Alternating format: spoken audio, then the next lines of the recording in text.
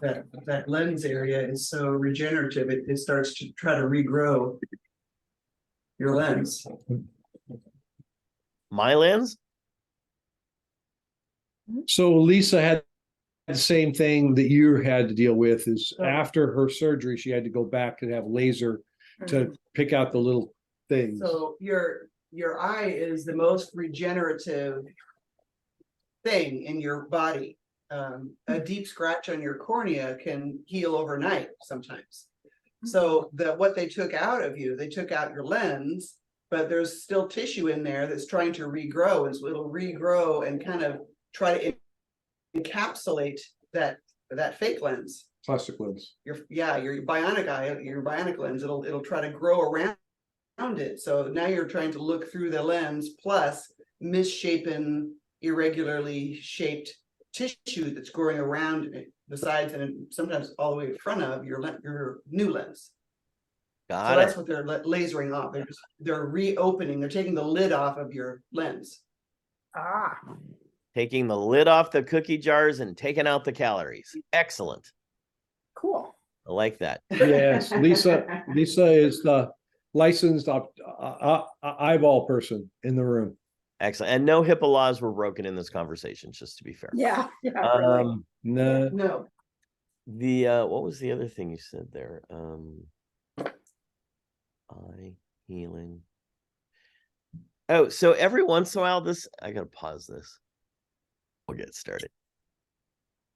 All right, we are in the Torah portion, Vayishlach. This is Bereshit, Genesis 32:3 through 36:43 is the whole Torah portion. This is the 8th reading from the book of Bereshit, and it means, and he sent, Vayishlach. So the title comes from the very first verse of the reading, which we will not get out of today. We will be going off the reservation, so just be prepared for that. Which says, then Yaakov sent messengers before him to his brother Esau in the land of Seir, the country of Edom, Genesis 32:3, or if you have a Jewish published Bible, then it would be verse 4. So Yaakov prepares to meet Esau as he returns to the promised land, but first he has a mysterious encounter with an angel in the darkness who changes his name to Yisrael. The portion follows Yaakov's adventures in the land of Canaan, including the loss of his beloved wife, Rachel.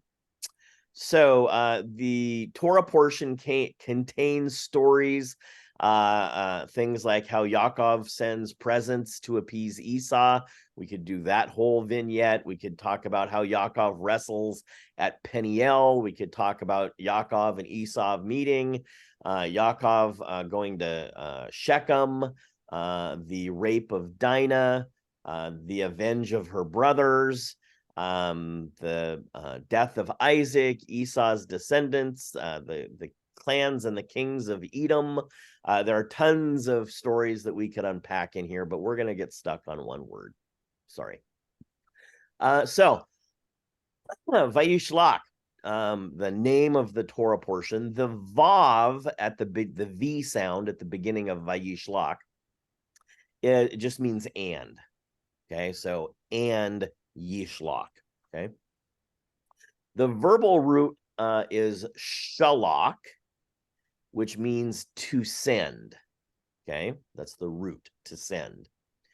Because it's in the third masculine singular imperfect form, that gives us the y sound in between. So va y shlach. The y means that it's a imperfect verb form, which means it hasn't been completed yet. So we get and he sent. Okay.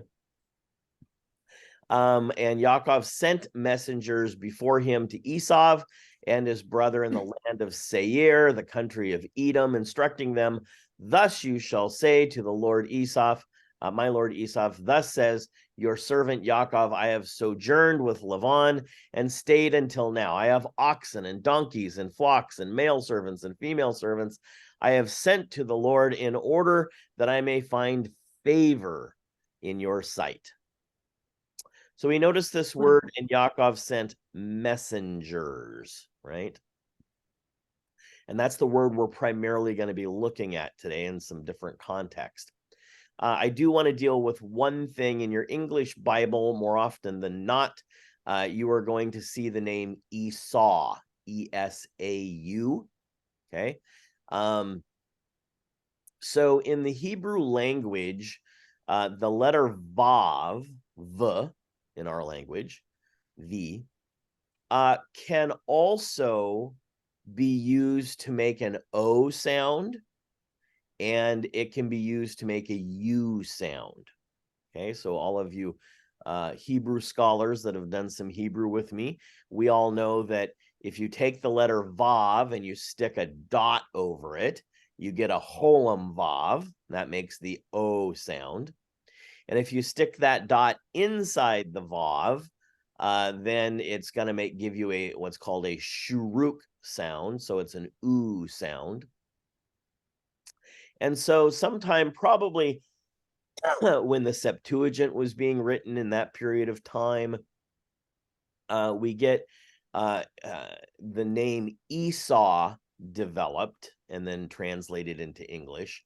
But his name is Esau. Okay, the V there is being used as a consonant, not as a vowel. Okay, so you'll hear me really as we go throughout the years and the Torah portions, you'll hear me say Esau. Okay, because that's actually his name. But we are so used to hearing Esau, it's kind of hard to change that. Okay. So we want to look at this word messenger today. We're going to make a connection, go off the reservation to the Brit Hadashah, the New Testament. And we want to look at that. The problem is I need to find the right document here. There we go. Or not. So I would like you to thumb through your Bible and go someplace we have only ever went one other time that I'm aware of, that I have ever taught, and that is the epistle, the book, the letter to the Colossians. The letter to the Colossians. So there was that I'm aware of, that I can remember in my svelte young mind. The only thing I've ever taught in Colossians had to do with eating and keeping Sabbaths. I think it's in chapter 2 or 3. There's a whole section about Sabbaths and eating and stuff like that.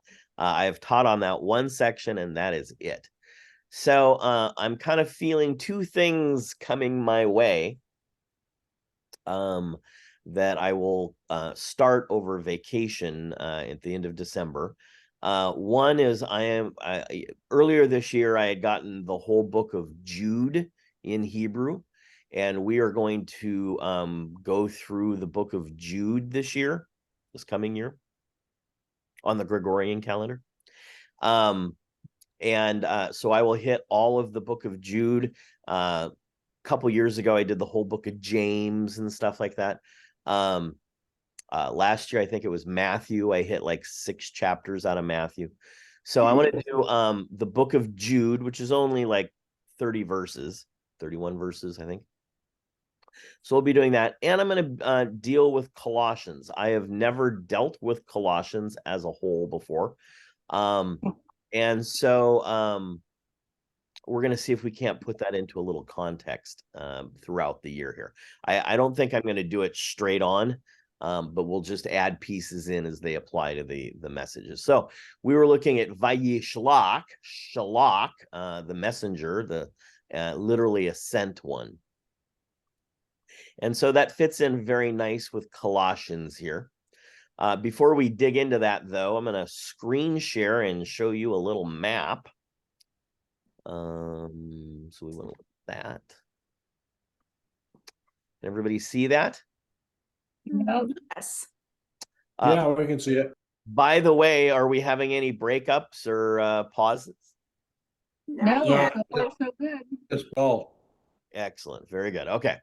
So we want to start with a map here, so we can comprehend where it was and how visiting these communities that Paul visits on his missionary journeys to what's happening in the broader Roman Empire.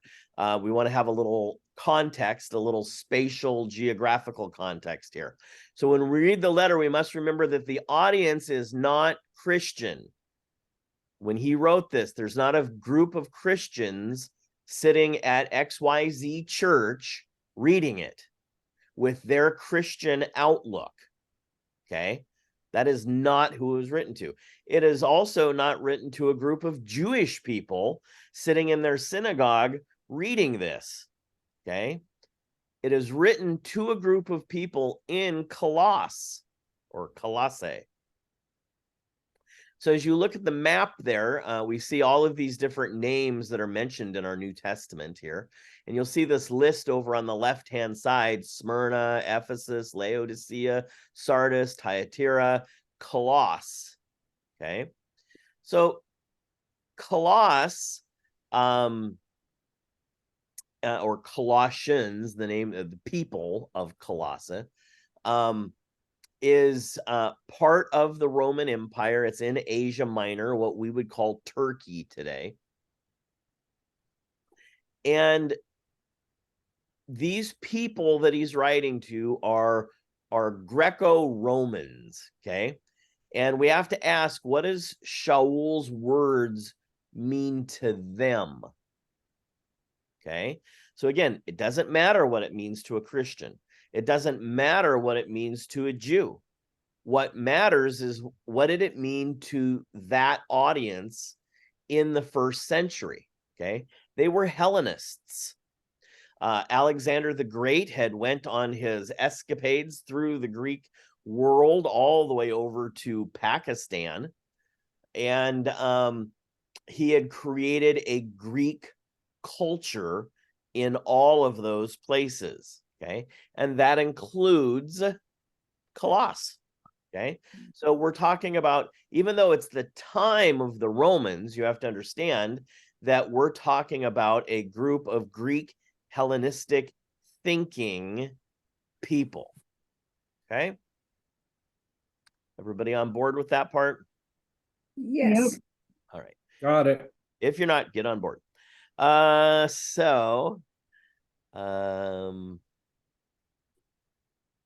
So Alexander the Greek came through, Alexander the not so great Greek, came through like in 800 BC.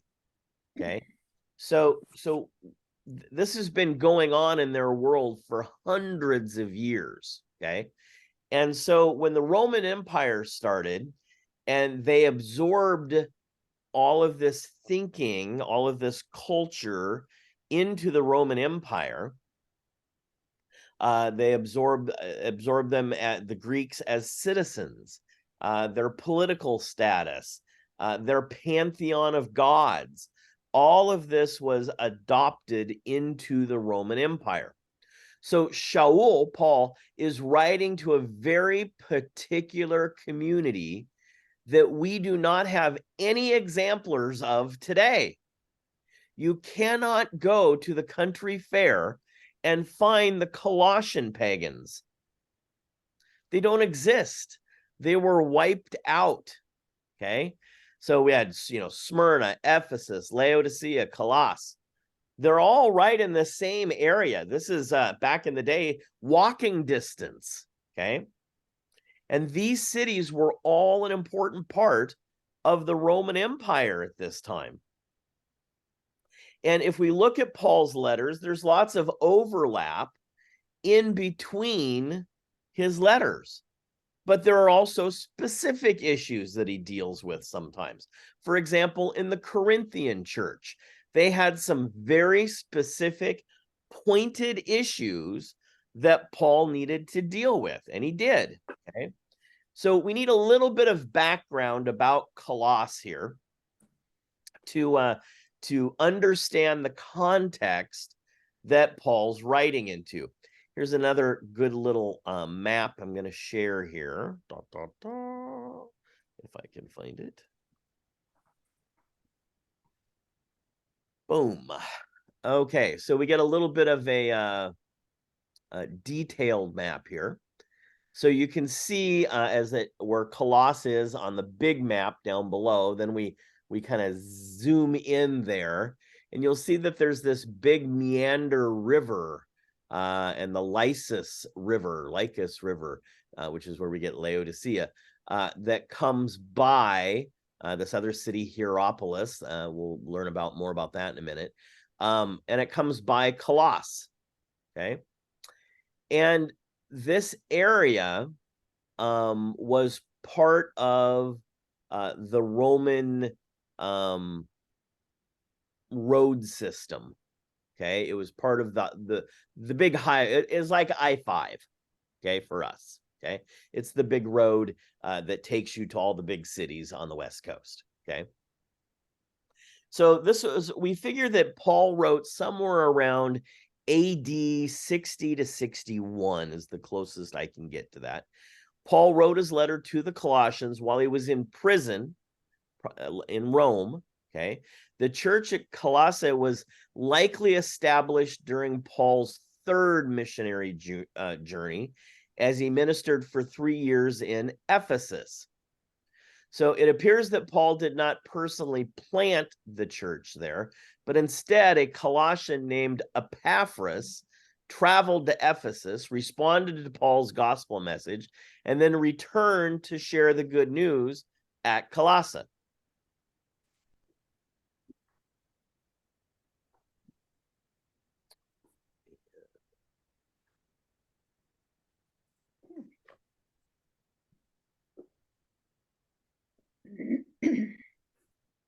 So Paul evangelizes Colossus somewhere in 52 to 57 AD.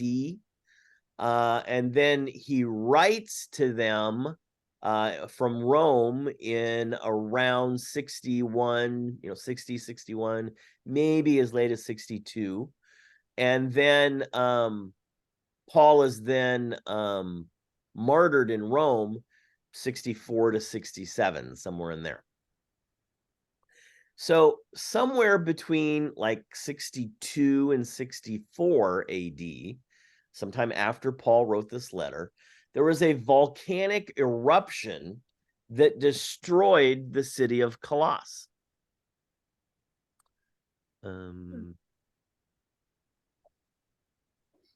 Which is pretty much why you can't go there today. So the earthquake turned Colossus basically from a big economic stature of a city into a little village. Now, people immigrated when this happened, and there's another event called the Roman Road. We're going to get to that in a minute.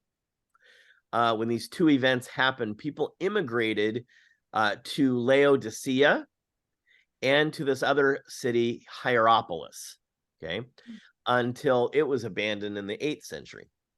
So the construction of the Roman road, which happened before the earthquake, caused the volcano, caused the city to dwindle in size.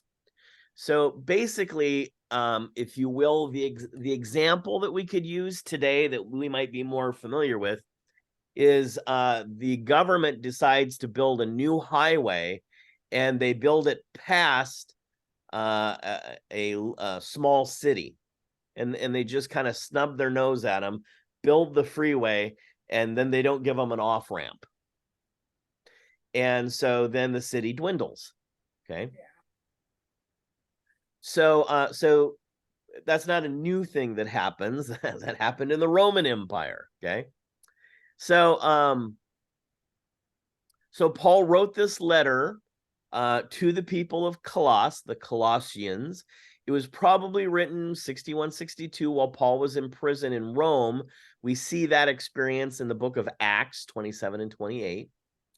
So this was the same time that he wrote the book of Ephesians and also Philemon. All three of those letters were sent to Tychicus and Onesimus.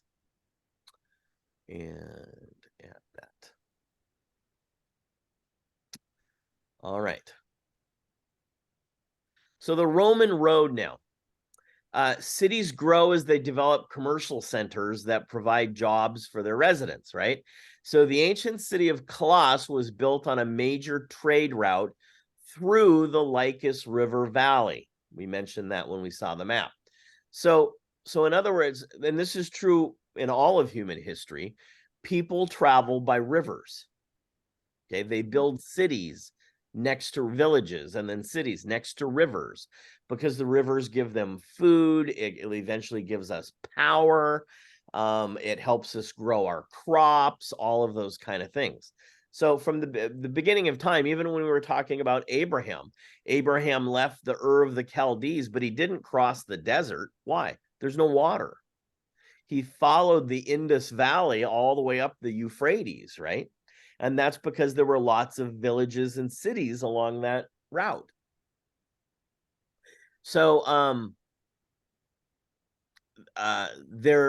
the Colossians manufactured a beautiful dark red wool cloth, and it was called Colossinum, for which the city became famous. But Colossus' importance as a business center diminished significantly around 100 BC because of this road, okay? So when the neighboring city of Laodicea was founded, it was an active and aggressive commercial competitor with Colossus. So the two towns, along with Hierapolis, the third one around there, they were all destroyed by earthquakes in AD 17 in the reign of Tiberius, and again in 60-ish in the reign of Nero because of the volcano. And then they were rebuilt, that tried to rebuild them, but they never became great again. They never regained their early prominence. And then, by 400 CE, they just never existed again. So if you were to hop onto the nearest airplane with your passport to go over and tour Paul's missionary journeys, right? Which they have people that do this all the time. You'll find pastors over there. And you can see, all of these wonderful things, the amphitheaters and stuff like this. This is all in Ephesus, okay? But even Ephesus, while they have uncovered some amazing things here, okay, amazing archaeology and stuff in the city, most of the city is still buried. Okay, you only see certain big things that they've found. But no one goes on a tour to Colossus. Why? It doesn't exist. It was literally wiped out. Okay. So all of these geographic, historical, political, geological influences are part of the context of Shaul's letter, because that's their life. That's what they're living in the midst of. Okay. So at best, when we get to read this letter, did you guys lose me for a minute? Yes. Yep. Oh, yeah. Oh, yeah. Sorry about that. That was weird. What was the last thing that I said? That the town didn't exist. Oh, so it was only for a second. Okay. So at best, we get to kind of eavesdrop on Shaul's conversation here. Okay. So this is why I always say that the Bible was not written to you. It's written for you to try to understand. Okay. And this is the perfect example. This is not a book written to Christians. It is not a book written to Jews. Okay. It's a group written to a bunch of pagan, Colossian, Greek thinking Romans. Okay. That's the context. So a little bit more detail here about this Roman road. So Colossus was a thriving multicultural city in the southwest quadrant of Asia Minor, or Turkey today, on the Lycus River in what is now Turkey. It was about 9 miles from Laodicea, 6 miles from Hierapolis.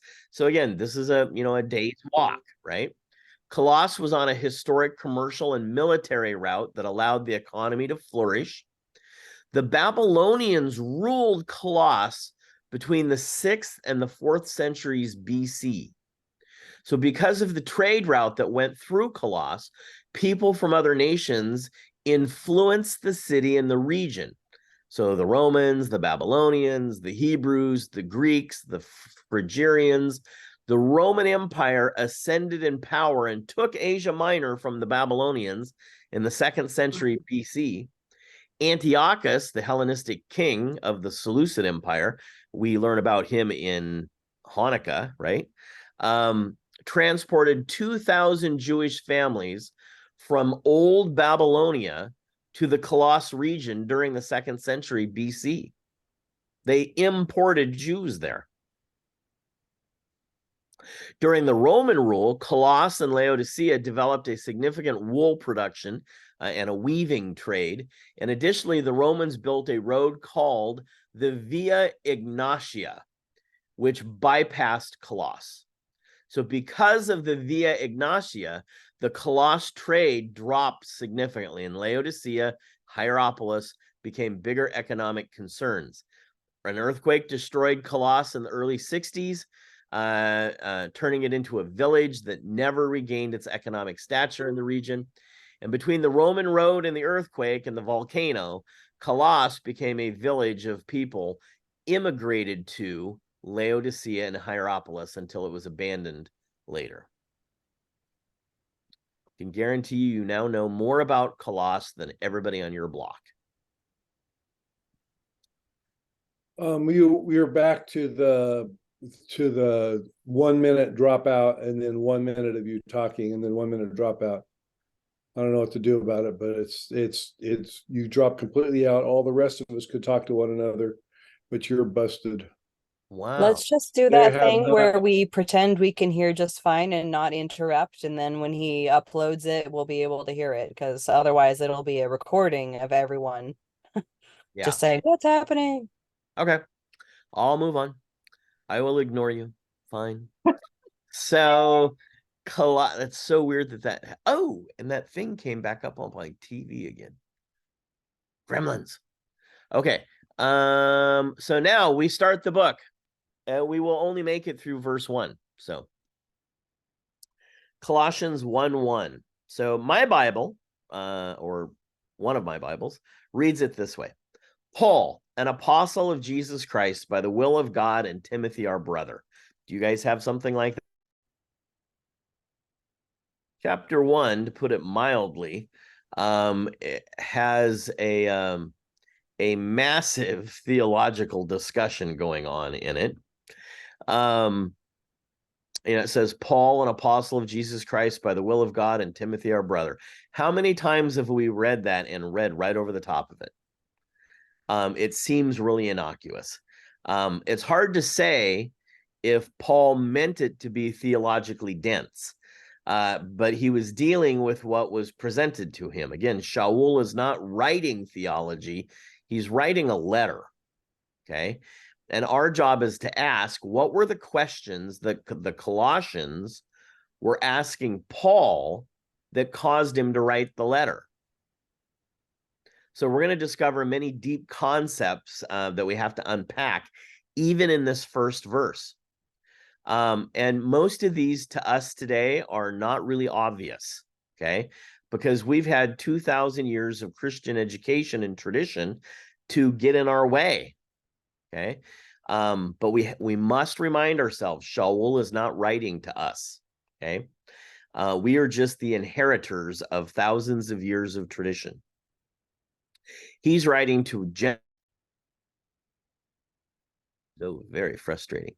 I'm sure that you can already help me with a few words in the sentence here. Can you reverse engineer any of these words in the sentence? How about Paul's name? What is Paul in Hebrew? Joe. Joel, right? Okay. So his name has never changed. He never had two names. In the Roman, well, he never changed it to Paul. Instead, he had two names, Paulus, Shaulus. Okay, Shaul, Paul, right? He did not change his name because he met Jesus, right? And that was very common to have two names in the Roman Empire at that time. Okay, so then it says Paul, an apostle of Jesus. So what's Jesus's name in Hebrew? Yeshua. Piece of cake, right? So you guys are already translating. So then it says Christ. Now we all know that Christ is his last name, correct? Like I'm Albert Roy, he's Jesus Christ, right? So how about the word Mashiach? Mashiach is the Hebrew equivalent of the word Christ in Greek, okay? Or Christos.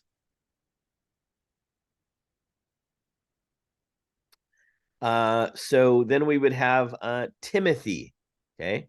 So Timothy in the Greek is Timotheus, okay? I think it's one who honors God, if I remember correctly.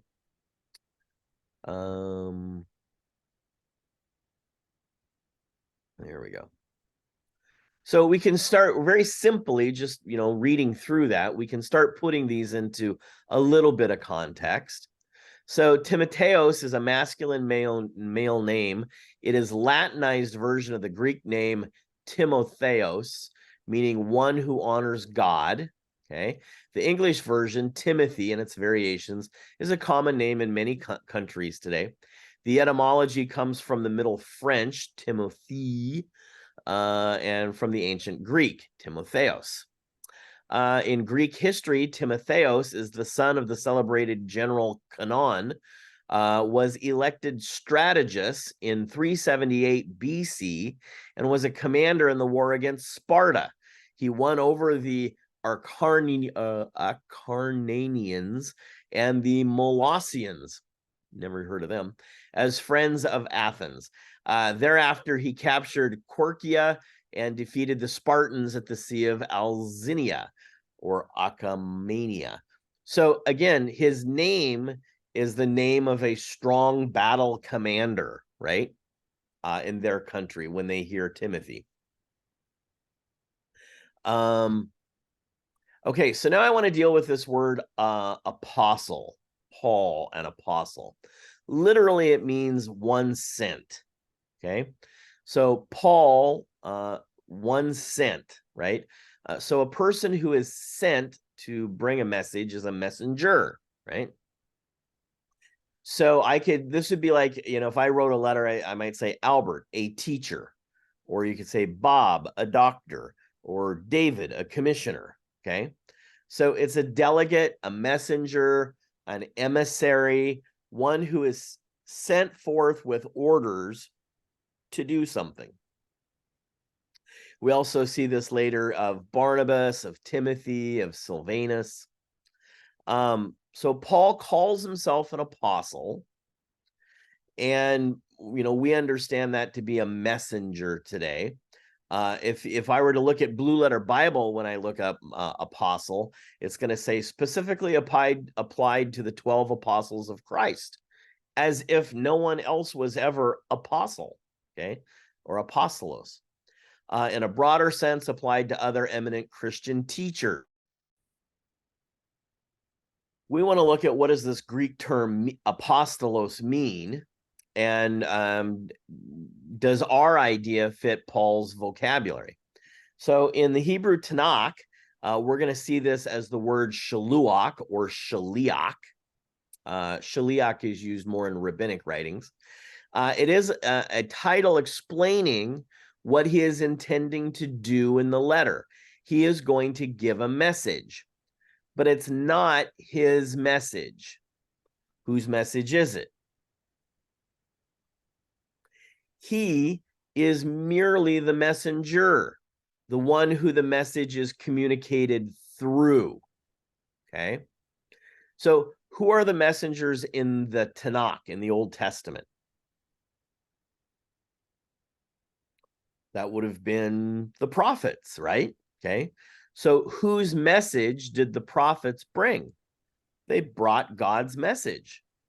So this audience immediately thinks that he is bringing someone else's message. Okay. The message is only as important as its source. So the messenger doesn't matter. Now, when Shaul writes the book of Romans, he says that he is a bondservant, doulos. He doesn't say that he's apostolos to them. Why? How does that change what's going on in the letter? So God, this will be kind of an odd thing to think about, but God is a verb. He's all action. Even his name is a form of a verb, to be. He said that he is the great I am. Am is a verb. He says, I am the one who was and is and will be. So would you expect those who display his spirit to be any less than verbs? Yeah, I'm talking to you. You're a verb, okay? We are not supposed to be nouns. We're not saints, the nouns. We're saints, the verbs, okay? Nouns are nice little boxes, neatly sorted and contained, but verbs are like a 3-year-old in a candy store. Verbs go wild. They can't be constrained because verbs do things. So when Shaul says that he's an apostle, he doesn't mean that he has a title over his office door. He doesn't mean that he gets special parking place privileges at the synagogue or a designated chair, next to the podium. He means that he has been sent away. The Greek word apostolos might be a noun, but it is based in Hebrew action thinking. To be an apostle is to be sent out. So no one can be an apostle sitting at home. You have to go out and do something to qualify for that job. When I was in Pakistan and Uganda, I was operating in the office of apostle. And that's one of the reasons that they were so focused on honoring me. They understood God sent this person to us. So he is God's agent. He's the personal representative. He's the executor of the estate. He's a person who can only do the will of the person who sent him. So in that sense, there are many apostles in the world today. God is always sending someone to do his work somewhere. But they don't hold that position because they are elevated to some ecclesiastical church role, right? Oh, I'm an apostle. Well, yeah, but so is Billy over here who went down to the mission last week. So they hold that position because they're responding to God's call. In fact, you'll likely find most apostles in the same places that you would look for Yeshua: the homeless center, the hospital, the legal aid office, the gutters. You can't be an apostle to your own congregation. You have to be sent away. I'm not an apostle to you guys. I'm a teacher. Nothing more, nothing less, right? But in Pakistan, I was apostolos. I was sent to them.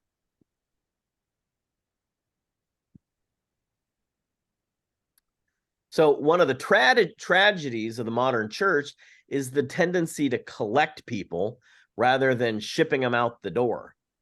So the modern church today is like a dam on a river. It's interested in how much water it can collect behind its doors. Churches compete on the size of the pond today. But none of that water is any good at all until it is released. Then it's sent out from the dam. Now it has dunamis. It has power. We've taken potential energy and turned it into kinetic energy, right? It's sent. And that's when you see God move. So that nice big still lake behind the dam, it's not much of a verb, is it? Okay. It's when you open the spillway and let it rip that you see power generated. And that's what we see all through the book of Acts, don't we? We see dunamis power being generated there.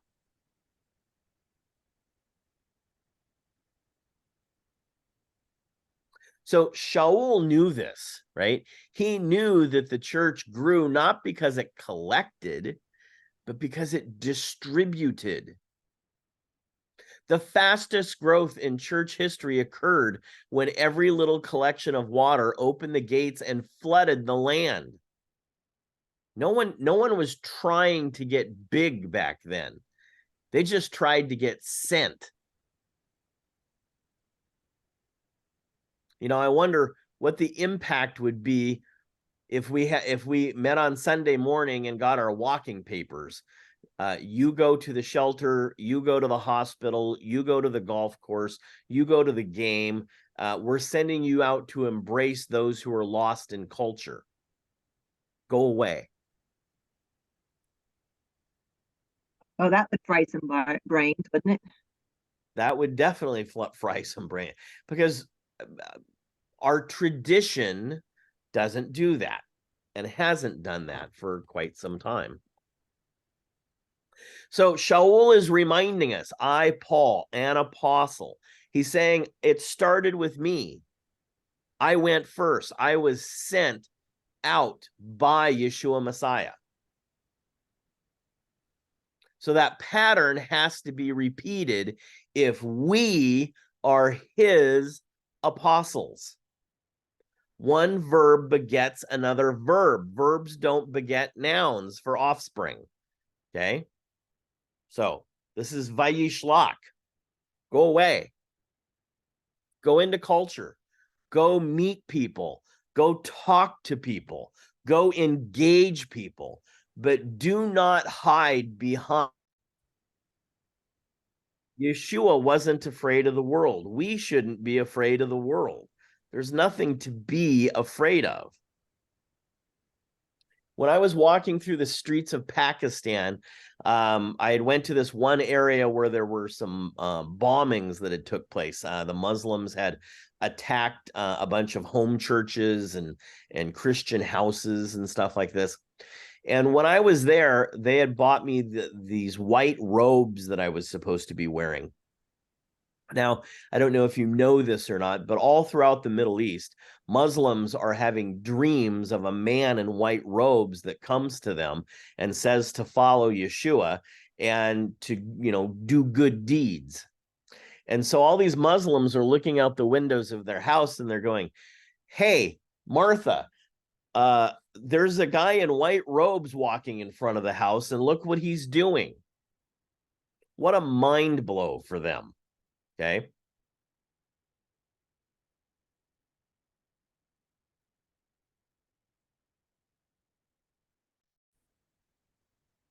And we're back again. Boom. Okay, so next up in the sentence, it says Jesus Christ. So it does not actually say Jesus Christ. Let's get that first, okay? So it's in Greek, okay? So notice that Paul is an apostle of Yeshua Messiah, Jesus Christ, right? But we want to know what that really means, both in the Greek and the Hebrew. So we'll take a little sidebar here, Your Honor. Why do we call, so in the Greek, it would say Iesu Christou, Okay, that would be the Greek, Iesu Christou. So why do we call Iesu Jesus? Okay, the answer is actually pretty simple. The letter J didn't exist until the 14th century. In no alphabet on the planet. Okay, so when you say Jesus, you're actually using a 14th century letter that did not exist in the first century. That's technically eisegesis. Not eisegesis, eisegesis. So reading into a text something that's not there. So Yeshua, let me say that once more. We don't want to miss that. Yeshua became Jesus in Greek and then Jesus in the 14th century. So no one called Jesus Jesus before the 14th century. Okay. All of the millions of believers never use the letter J there. Okay. Now we have to ask, what does it mean to say Iesu Christou? So again, it's not a name. Christ is not his last name. Okay. It's not Mr. Christ. Okay. It's a title, and that title comes from the Hebrew. Okay. So the Hebrew word that we have there is Mashiach. Translated into the Greek and then transliterated in English, it becomes Messiah, right? But it means anointed one. Mashiach means anointed one.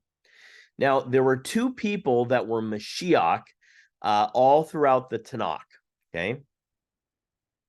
So the king was Mashiach. Both of them were rubbed with oil. So if you were walking down the street and you saw King David, you could say, "Hi, Mashiach, how are you today?" And that would be totally fine.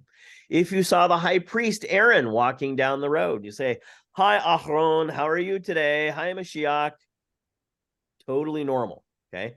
But by the time we get to our modern world in the Christian church, there's one Messiah, and that's Jesus, period. Okay? But there were two offices that held the title Mashiach, okay? King and priest. So Yeshua is sitting at the right hand of the Father as our high priest today, but he is not yet king, okay? But he will eventually have held both titles. He only holds one right now. Okay, so next up, by the will of. And this is why you have to just, with every verse, you just have to rip it apart. Because we miss so much just by going, well, I have my English Bible and it's the King James and that's the authoritative one. And so I'm not moving on, right? So by the will of, I, Paul, an apostle of Yeshua HaMashiach, by the will of. Okay, so that word by is the word dia, D-Y-A or D-I-A if it's transliterated. Usually it means through, not by. Okay, it can mean by, but 90% of the time it's going to mean through. Okay, so he is saying that Yeshua is the Messiah through something. Okay, now in Greek, there are two words that mean will. Okay, but they have very different meanings. But when we get to an English translation, then so in English, we get one word, will, that actually has behind it two possibilities.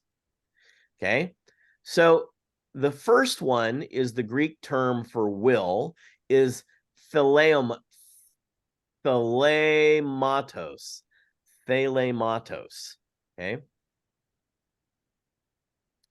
So thelematos has a very special meaning. And it means a purposeful action to make something happen. A purposeful action to make something happen. Okay. The second word is bolomai. Bulomai. So it means a desire to have something happen. Now, bulumai is used in other of Shaul's letters, okay, which is great. But we have to understand the different meaning here. Bulumai is, I want it to be a sunny day today. Okay, I'm actually using bulumai right now. I want it to be a sunny day today, okay? The problem is I can't do anything about that unless I hopped on a plane to Cabo, okay? So bulumai has to do with wish fulfillment, okay? Philematos means a purposeful action that causes something to happen. So he is saying that Yeshua is the Messiah through a purposeful action of someone. So Paul, an apostle of Jesus Christ, by the will of God. God has made this happen. So Shaul, a shaliach, a messenger, right? An emissary. Shaul, a shaliach, a messenger of Yeshua HaMashiach, the anointed one, through the will of Elohim. Okay, so it's not Yeshua's will. It's the will of Elohim that has caused this to happen. So Shaul has a relationship with Yeshua. Remember, they met on the road to Emmaus, right? Okay, so it's not an accident that this is going on.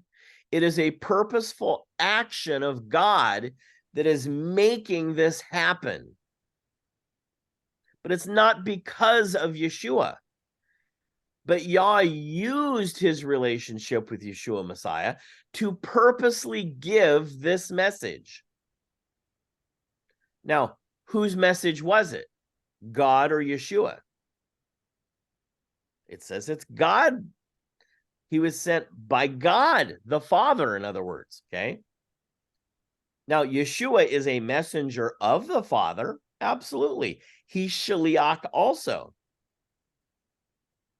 Shaul is already setting up this message to not be about him, but about Yeshua giving the message through the will of the Father. Yah made it possible for all of this to happen. Now, is that the way you've read it the last 50 times?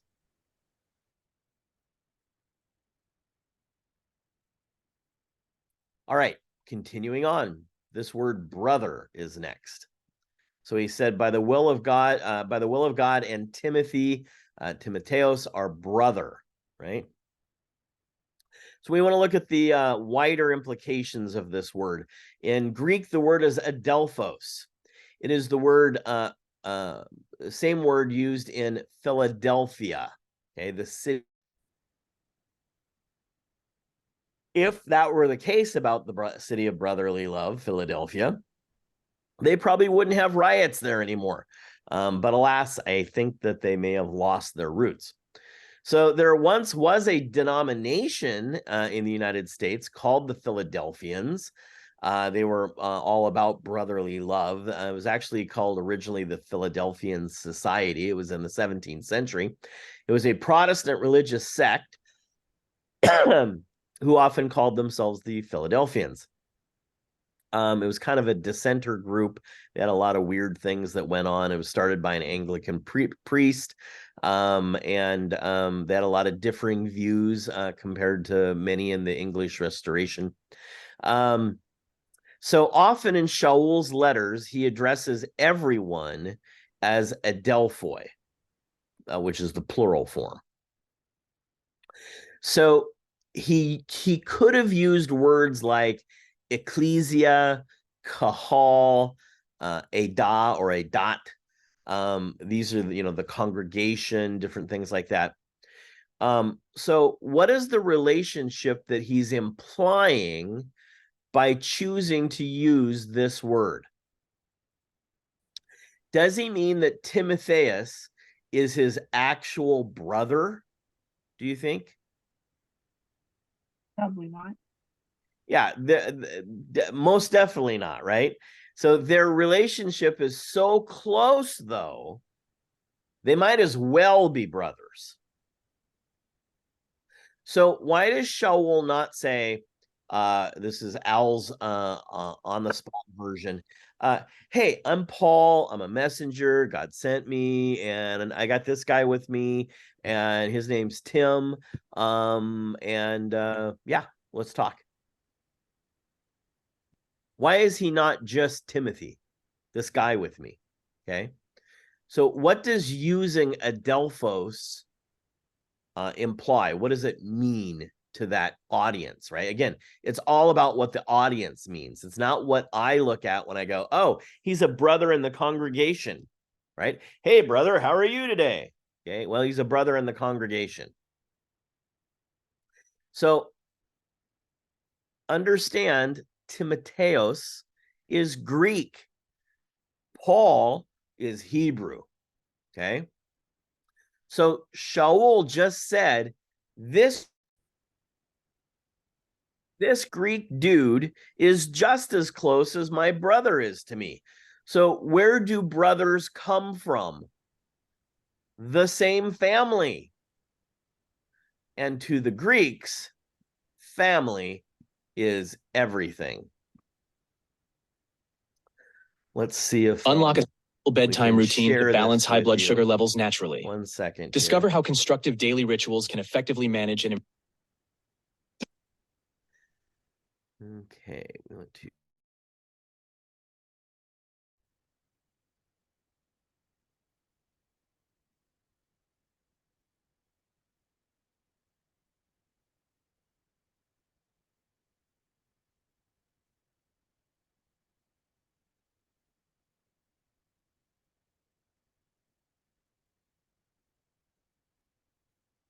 You're muted, Albert.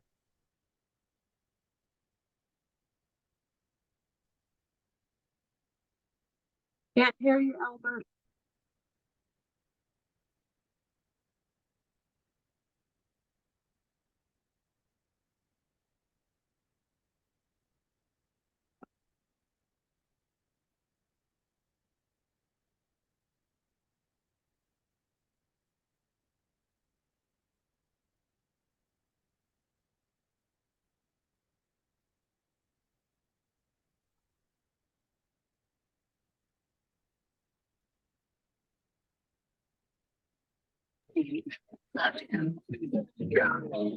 Oh, there you are. Okay, I just realized that wasn't sharing, was it? It was, but you are muted. You can see the video? There No, was no we can see video you. visible. We could see that you had a browser window up and nothing was happening on the browser window. We could also see your face in the corner, but it was muted visibly. Huh. Okay, I'm going to try this once more. One participant can share at a time. Okay, there we go. There. There. Link. Can you see that? You can see the link. But you're not seeing a YouTube picture. Nope, just the link. See the Euro. Huh. Okay, give me a second. Let's go back to there. Back to the meeting.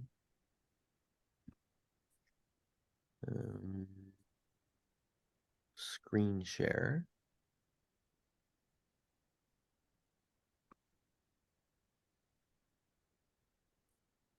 Why is it not doing that?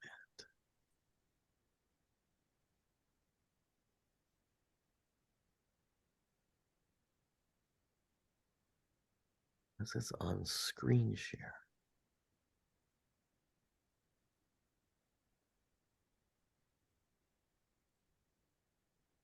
Okay,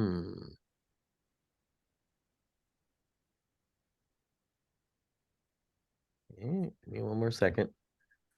This was such a good clip. Um,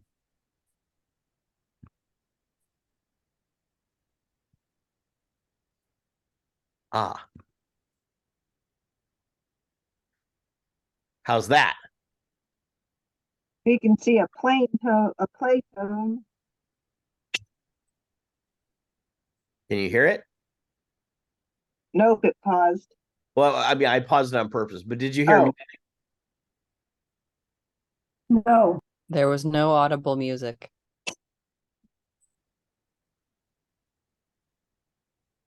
So no sound.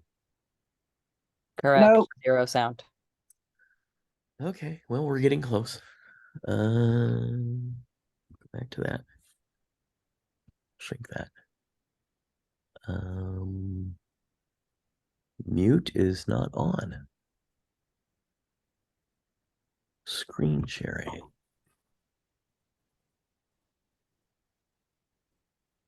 You might want to just take and put, when you email it. I could just throw the link in there. Let's try this. Did you want to see some brochures? Found them. When to Rebecca. So still no sound. Yep, now we're in sound. You are. Yep, I was. Anyway. She found her man. He's going to spend a little time with you. And he found her family. No one in my family has ever gone out with a non-Greek before. Respectful boy, come here and ask for my permission. May I please date your daughter? No! I'll do anything to get them. Okay, so the point being, family is important to the Greeks, right?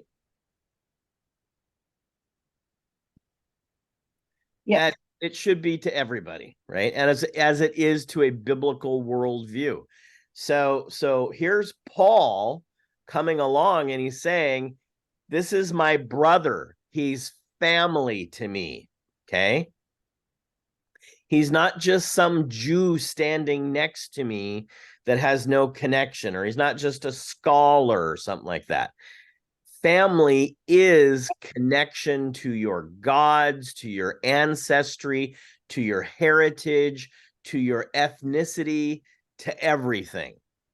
So when Shaul says this guy is like family to me, that directly speaks to these people, probably more than it speaks to us today. Okay, they're not just speaking to this guy from Caesarea, right? They're speaking to someone bringing a family connection. And in the Greco-Roman world, credibility is everything, and that starts with the family. I've heard that if you were to do business in China, nothing ever happens until you first establish a family connection. So you could do all the negotiations you want, but the business was about families. Now, consider the implications of that. Today, within Judaism, very tight-knit community. In Islam today, very tight-knit communities. Christianity, not so much. We have 50,000 denominations because we all want to be ourselves. And that independent Greek view, because it's all about me, fights against what God is actually trying to do. And in our culture today, we have families that are ripped apart all over our culture, believers and unbelievers alike. Okay. So Shaul is establishing a connection that says this is a family issue. So as we read that first verse now in Colossians 1:1, Shaul, a personal representative that has not his own will, of Yeshua HaMashiach, the anointed one, that Jewish one the prophets talk about, through the will of Elohim. So God has brought this about. Okay. It's not Paul wanting to do it. It's not Timothy wanting to do it. God has brought these events about and made them possible. And our brother, the co-family member, later he'll go on and say the co-heir in Christ, right? We are all co-heirs in Christ, okay? Because this is one big happy family here.